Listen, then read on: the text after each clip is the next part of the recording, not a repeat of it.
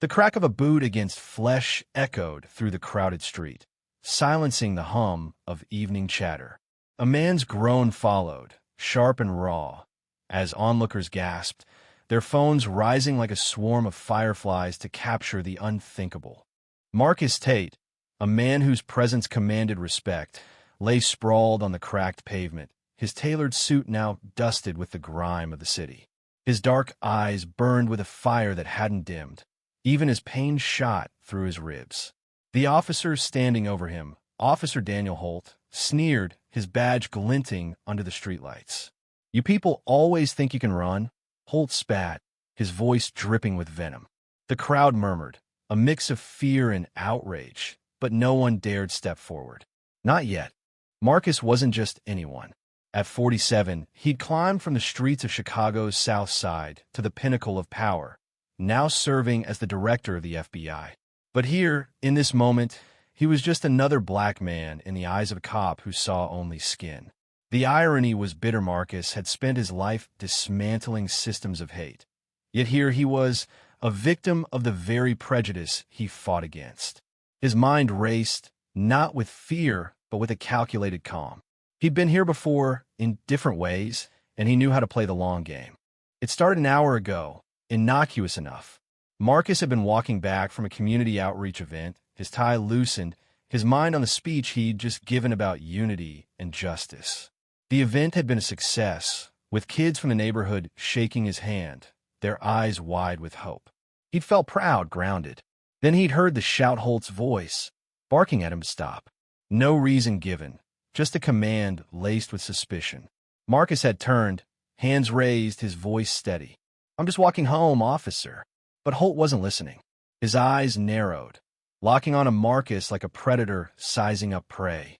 "You fit the description," Holt had said, though Marcus knew there was no description, just a vague excuse to stop a black man in a nice suit. The situation escalated faster than Marcus could de-escalate. Holt's demands grew louder, his hand twitching toward his holster. Marcus, ever the strategist, complied, but his calm demeanor seemed to enrage Holt further. "You think you're better than me?" Holt had snarled, shoving Marcus against a wall. The crowd began to gather, phones out, recording the injustice unfolding. Now on the ground, Marcus felt the weight of history pressing down on him. This wasn't just about him, it was about every black man who'd faced a badge and a boot. Every person told their place was beneath someone else's heel. His ribs ached, but his resolve was iron. He locked eyes with Holt, who was breathing heavily, his face flushed with a mix of adrenaline and arrogance. "You're making a mistake," Marcus said, his voice low but steady, each word a warning. Holt laughed, a harsh, barking sound. "Mistake? You're the one on the ground, boy." The word hit like a slap, and the crowd's murmurs grew louder, a ripple of anger spreading. A young woman in the crowd, her voice shaking, yelled, "He didn't do anything." Others joined in, their voices a chorus of dissent. Marcus saw the shift. Holt's confidence faltered for a split second, his eyes darting to the growing crowd. Marcus pushed himself up, ignoring the pain, his suit jacket torn at the shoulder. He stood tall, dusting off his sleeves with deliberate calm. "You don't know who I am," he said, his voice cutting through the tension like a blade. Holt scoffed, but there was a flicker of doubt in his eyes. Marcus reached into his pocket slowly, deliberately, aware of Holt's hand on his gun. The crowd held its breath. He pulled out his wallet, flipping it open to reveal the gleaming badge of the FBI director. The air seemed to freeze. Holt's face drained of color, his mouth opening and closing like a fish out of water. The crowd's murmurs turned to gasps, then shouts. "That's the FBI chief," someone yelled. Phones zoomed in, capturing Holt's stunned expression. Marcus didn't flinch, his gaze locked on Holt's. "You just assaulted a federal officer," he said, his voice calm but laced with steel. "And you're about to answer for it." Holt stumbled back, his bravado crumbling.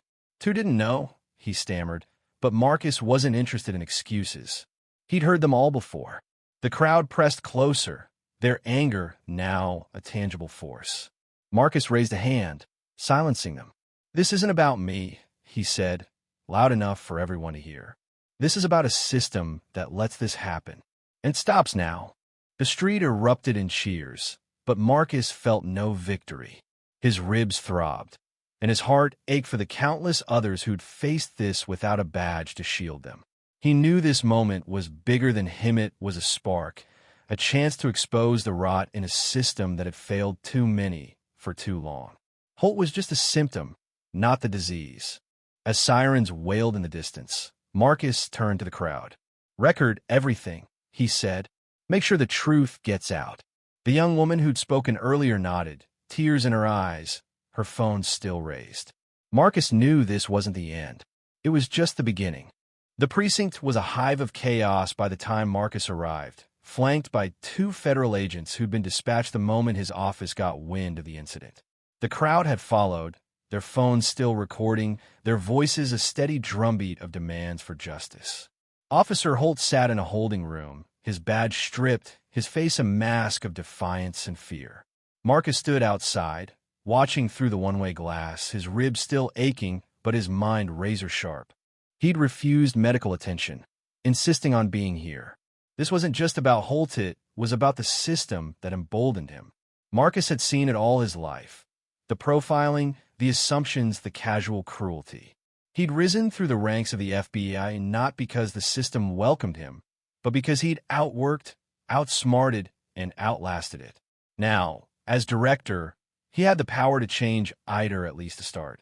Inside the room, Holt was questioned by Marcus's deputy, Agent Laura Chun. Her voice was calm, but unrelenting. "You assaulted a federal officer in broad daylight, Officer Holt. On video. With witnesses. Care to explain?" Holt shifted uncomfortably, his earlier arrogance gone. "I thought he was a suspect," he mumbled. He matched the description. "There was no description," Chun said, her tone cutting. "You stopped a man for walking while black, and then you attacked him." Holt's eyes darted away, his jaw tight. Marcus watched, his hands clenched. He knew Holt wasn't alone in his prejudice. Cops like him thrived in a culture that turned a blind eye. But not today. Marcus stepped into the room, and Holt's head snapped up, his eyes wide with panic. "Director Tate," he stammered, but Marcus raised a hand, silencing him. "You don't get to talk," Marcus said, his voice low and commanding. "You get to listen." He leaned forward, his presence filling the room. "You didn't just attack me. You attacked every person who's ever been stopped, harassed, or brutalized because of their skin. You're done." Holt's face crumpled, but Marcus felt no pity. He'd seen too many crocodile tears, too many apologies that came only when consequences loomed. He turned to Chun. "Make sure the charges stick. Assault, misconduct, civil rights violations. All of it." She nodded, her eyes fierce with determination. Outside, the crowd had grown, spilling onto the steps of the precinct. News vans lined the street, reporters shouting questions as Marcus emerged.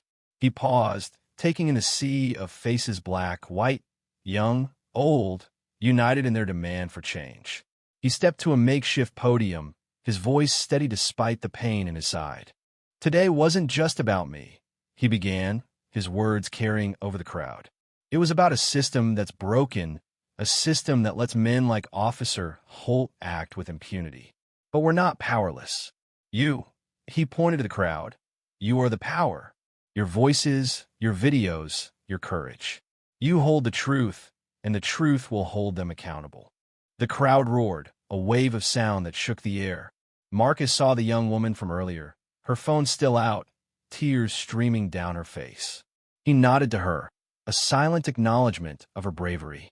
He knew this moment would ripple already. The video was trending, hashtags like Justice for Tate and End Police Abuse spreading like wildfire. In the days that followed, Marcus didn't rest. He met with community leaders, pushing for reforms, body cams, de-escalation training, independent oversight. He testified before Congress, his voice unwavering as he recounted the incident, not as a victim, but as a catalyst. "This isn't about one cop," he said. "It's about a culture that lets one cop think he can act without consequence." Holt faced trial, the evidence overwhelming. The videos, the witnesses, Marcus's own testimony, it was airtight. But Marcus knew a conviction wasn't enough. The system needed to change, not just one man. He worked tirelessly, using his platform to amplify voices that had been silenced too long. He met with families who'd lost loved ones to police violence, their stories fueling his resolve. Months later, Marcus stood at the same community center where it all began, addressing a new crowd. The reforms were starting slowly, imperfectly, but starting. He looked out at the faces, seeing hope where there'd been despair. "We're not done," he said, his voice thick with emotion. "But we're moving, and we move together." As he stepped down, the young woman from that day approached, her eyes bright. "You changed things," she said simply. Marcus shook his head. "We changed things," he corrected. She smiled, and for the first time in months, Marcus felt a flicker of peace. The fight wasn't over, but the spark had caught, and it would burn until justice wasn't just a word, but a reality. Thank you for listening. If you find it interesting, please like and subscribe to follow the next stories.